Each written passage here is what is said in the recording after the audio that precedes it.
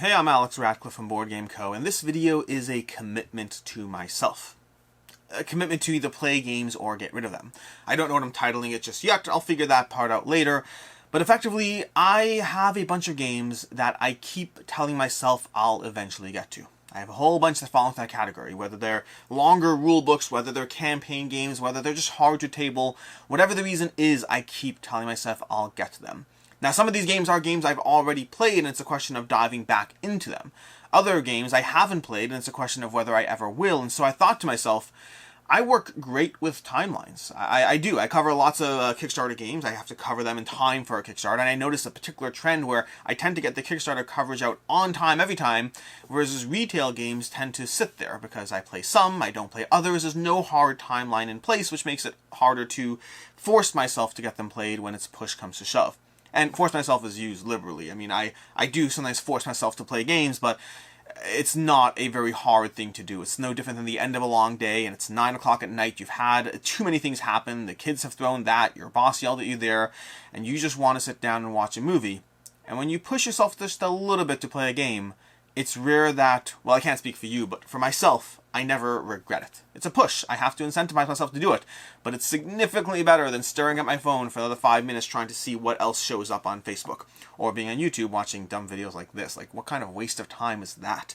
But, all that said, let's go ahead and jump into this. This, like I said already, are 10 games that I have to play them or else. The or else is that I'll get rid of them. Every single month I do a video of games leaving my collection, and over the next 3 to 7 months, each of these are going to be a different timeline of when they're going to be gone. If I don't get these 10 games played, they're leaving the collection. It's that simple. It's a commitment to you, to me. You could try this with yourself if you ever want, in terms of your own collection. Granted, it is definitely works a little better if you've actually told a whole bunch of people, like on a video like this, as opposed to telling yourself.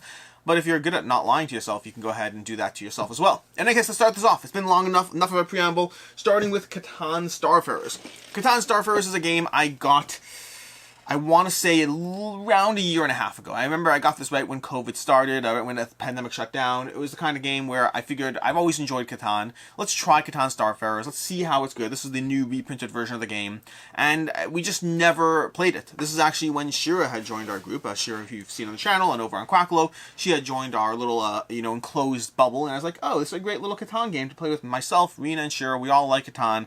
And we never got around to it. I still want to play it. I want to play it before it goes. I don't actually think it's staying forever. This is a game that falls into the category of a game that I wanted to try more than the game that I wanted to keep. I wanted to experience it, get a few plays in, see if it's for me. Maybe I'll love it, maybe I won't. Either way, we'll find out how that goes. But I never got it tabled.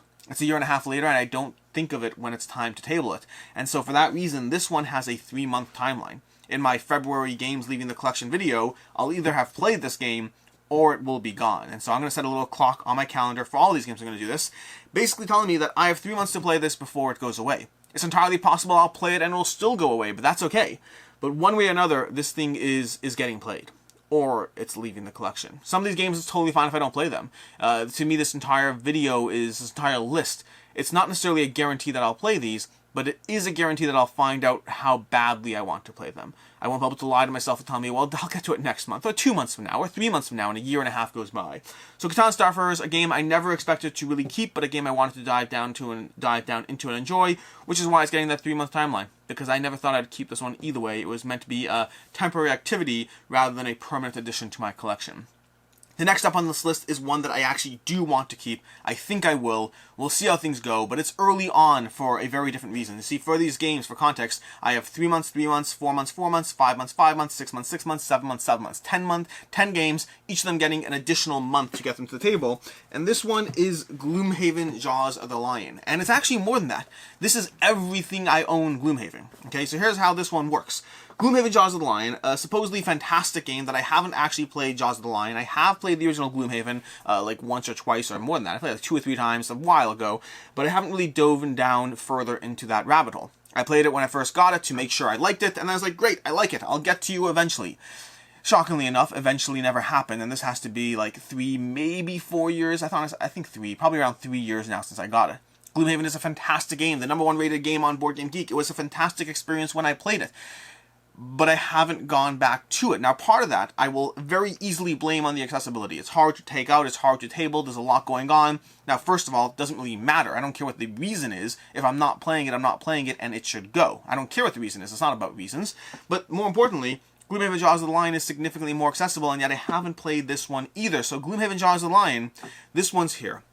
And the way this one works is this one's on a 3-month timeline, not because I anyways plan on getting rid of it and it's about experiencing it, but rather because with Gloomhaven Jaws of the Lion, I think I will get it played. I think I will table it. I think I will enjoy it. So I'm forcing myself to jump into this because I believe that Jaws of the Lion is an accessible entry point. My commitment to myself is I either get a minimum of 5 games played of Gloomhaven Jaws of the Lion. That should be enough to get me through the intro, back up to speed, and carrying into the whatever. Within 3 months, again, February games leaving the collection, I've either played this 5 times minimum, or this and its big brother and Gloomhaven Forgotten Circles, they're all gone. Now, for context, if I do get 5 games played, then I am totally fine keeping all of it. I don't have to actually dive into Gloomhaven, the full box. I'll decide for myself how I want to do it if I do go into this. But it's a minimum of 5 games of Gloomhaven Jaws of the Lion, or everything here is gone. I might set this up today, honestly. I might, you see, this is the reason this one's getting a 3-month timeline is because I think I will force myself into this and remind myself of why this is a fantastic game. Top 100 on Board Game Geek, both this and its big brother, top 100. There's got to be something here, and I really just need to force myself to play it. I can't blame the big box and the accessibility if we're talking about this guy over here. That's number 2 on the list. Number 3 is one that I do think might go. I got this one because it was a good price. It was a good deal, and I was like, oh, you know what, I'll pick this up as a used copy. But good price or not, I haven't played it. So I actually want your feedback on this one because, I mean, in all of these, comment, tell me whatever, I'll go for it, whatever. But this one, more than others, is one where I wonder if I will push myself to play it. This is Snowdonia, specifically the deluxe big box copy of Snowdonia, giving you, well, everything Snowdonia. And I think that's part of the problem, because you see, Snowdonia is a well-rated game, but it's a well-rated game that never appealed to me. The theme never appealed to me. Now, in fact, just this week, I put up a video about the idea of trying to find your selection biases. Try to find reasons not to get games. And I guarantee you I broke every single one of those rules when I got Snowdonia. Snowdonia never appealed to me. The only reason I got this game is because it's worker placement, which I do like. I think it's worker placement. I'm pretty sure I'm doing that right.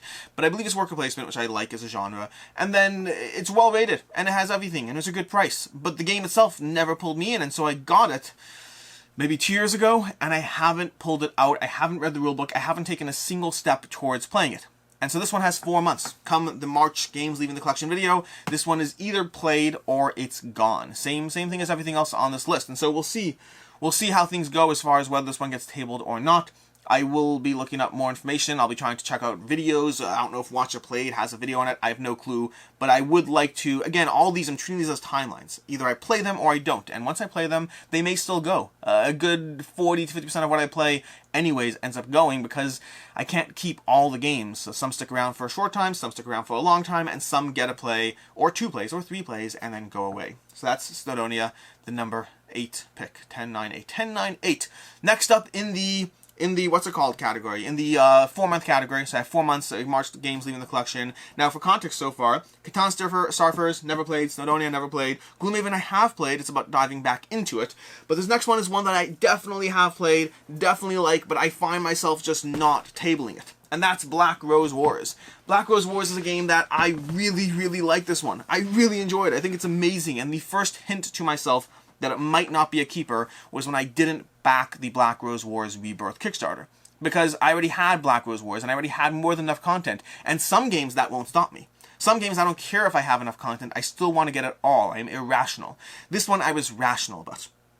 And in a weird way, the fact that I was rational about it told me that I don't love the game as much as I think I do. Or more specifically, I have concerns that it will get tabled. See, Black Rose Wars is a fantastic experience. I think it really is. I think it's a genuinely fantastic experience, although it's one where I would caution you against getting more than the basic pledge of the game. Getting a basic retail copy of the game, maybe a few extras, is what I would recommend off the hand, and then from there decide how deep you want to dive down into that rabbit hole. Because Black Rose Wars is a fantastic miniature experience. The miniatures are amazing. The spell casting is delightful. The way your mages wander around the lodge trying to destroy things down, tear things down, and destroy each other.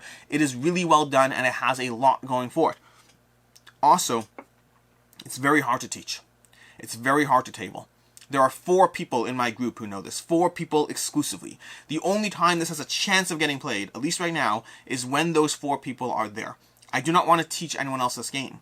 And when it's the 4 of us, we also have other games we want to play. And so I couldn't possibly justify owning everything for Black Rose Wars. I do have the full Seder box or whatever. I have a lot of stuff for the game. I couldn't justify going down that rabbit hole into Black Rose Wars Rebirth. And that's when I realized there's a clock on this one.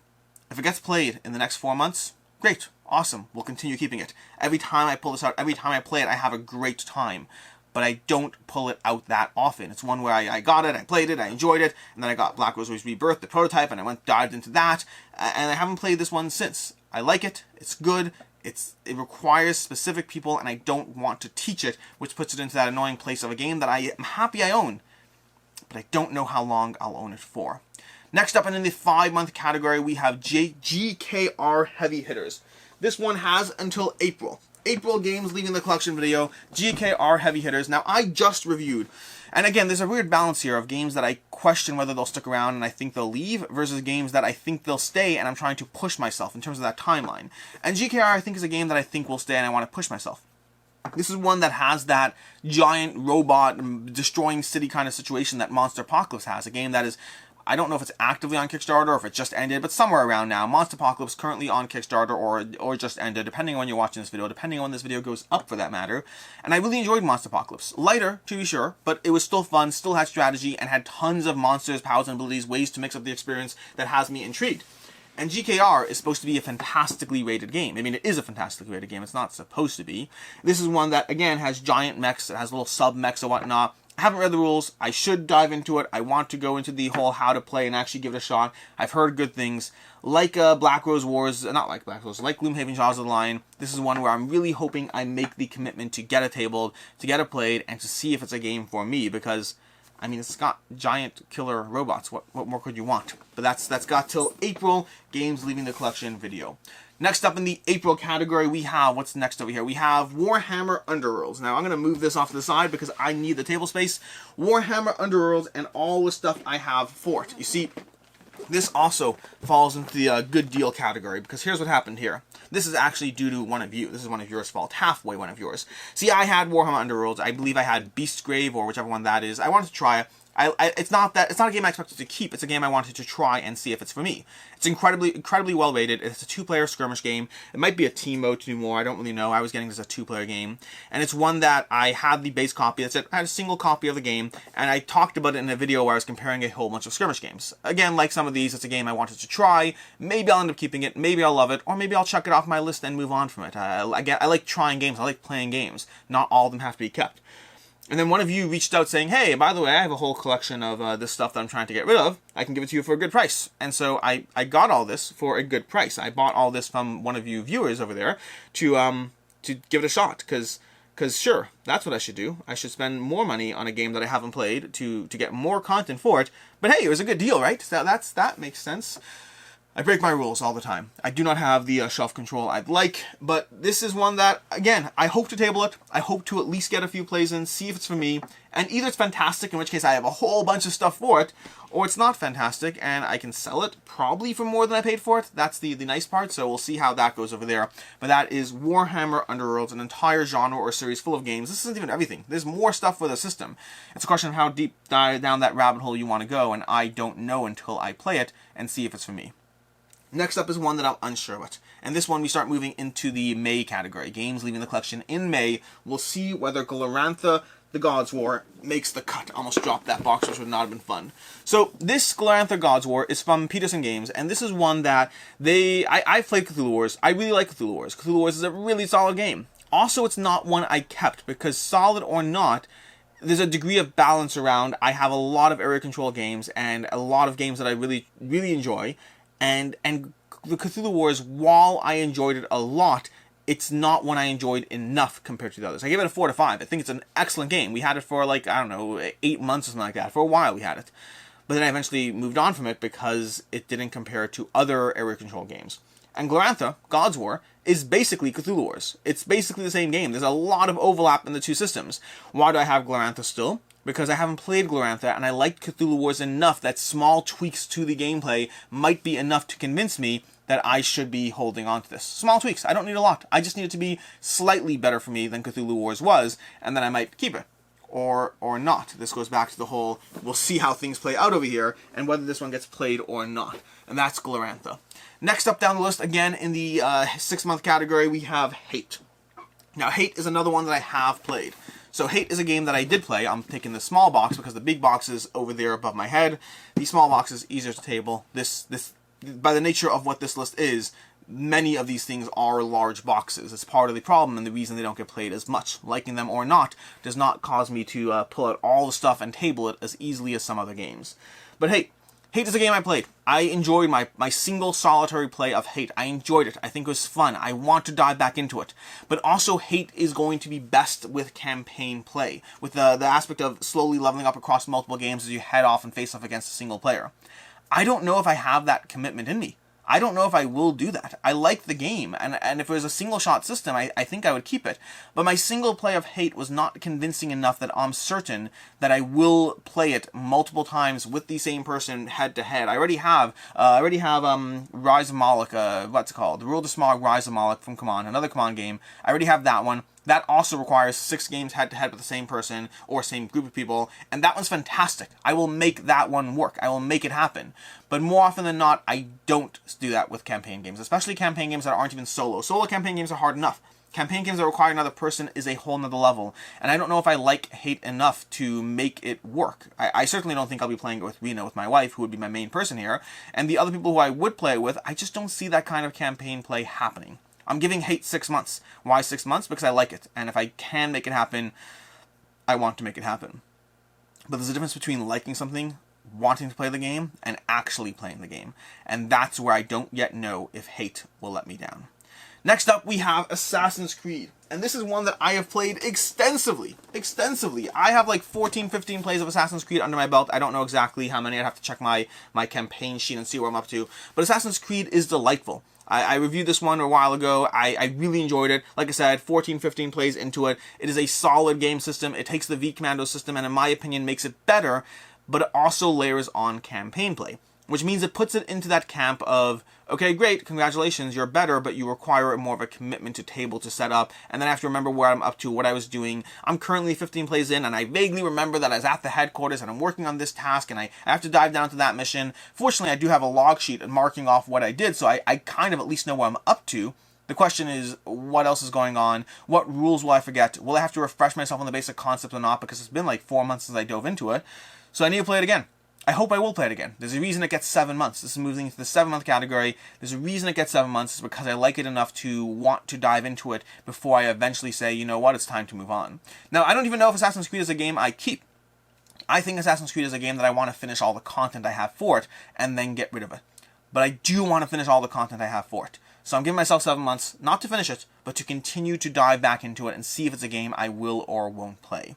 And then lastly on the list, we have, let's see where we can put this. We can put this up here. Lastly on the list, we have Altar Quest. And if I got muffled there, it's because I dove down behind boxes. Altar Quest, a game that I got a while ago. I backed this on Kickstarter. I was excited. I set it up. I tabled it. It was on my table for like a few months, actually. Like, it was on my table for like 2 months set up. And I just never got it played. The rulebook was not the best. It was not the best intro to the game. It was not the best experience as far as learning it. It felt like the game should be simple, and yet what I was trying to do was not. This is a game that I'm giving myself 7 months. Maybe I'll even play it at a convention. Maybe I'll have someone who knows the game come by. I don't know. Or maybe I'll suck it up and dive back into the rulebook and set it up again. But Altar Quest is a game that I really think, it's a game, again, I like many of these games, I don't know if I need to keep it, but I want to at least dive into it, see how the content plays out, see if I enjoy it enough. It's the MDS system from the Sailor Brothers, the modular deck system, giving you like an environment and baddies and your own decks and all that. A lot to go on as you go through Altar Quest. It's a game that, it's well rated, a lot of people I know like it, and I think, whether or not I keep it, I want to play it. So I'm giving myself 7 months for this one, but at a certain point, I have to tell myself, if it's not getting played, it's not getting played. And I know that I told you that was the last one, but I lied. I'm going to go ahead and give myself a big jump right now, going directly from 7 months to a year. I'm giving myself a year to play this next game a minimum of 3 times the next year. I say a minimum of 3 times because I think I've only ever played it like 5 times total across the 3 years I've had it. If I don't play this game 3 times in the next year, it's going away. And that is Mage Knight. Mage Knight. And for all those who thought that my list was reasonable until now, and now you're shocked and offended, I don't blame you. Mage Knight is a fantastic game. Let me give myself a little bit of breathing room here because this is way too much stuff on the table, and I'm starting to feel claustrophobic. So, Mage Knight. Mage Knight is a game that is one of the best games in my collection. It is. It straight up is. Every time I pull this one out and play it, every time I make the commitment to get Mage Knight played, it is fantastic. It's such a good game. And I'm doing this not so that I get rid of it. I'm doing this so that I play it, so that I convince myself to play it, so that I make it happen. The only reason I don't have the deluxe big box for this game is because I have everything that I have content-wise. I have everything anyways. Is it not all sleeved? What's going on here? Oh, did I only sleeve the base game to keep myself? I'll have to figure this out. I'll have to figure what's going on here. Mage Knight is fantastic. I don't care about the miniatures. Doesn't do it for me. I don't care about the components are fine, but it's an incredible system. It's an incredible deck building. It's an incredible RPG adventure. It plays incredibly well solo. It plays well with 2. It does not play well with more than 2 because then you're sitting down for like a 5-hour-long experience of a game. At 2, you can still knock this out in a few hours. It is really, really, really well done. The reason I'm willing to consider getting rid of it is because of Too Many Bones. I have Too Many Bones, and Too Many Bones I actually play, and I don't know which one I prefer. In terms of gameplay, I don't know whether I think Mage Knight or Too Many Bones is a better game.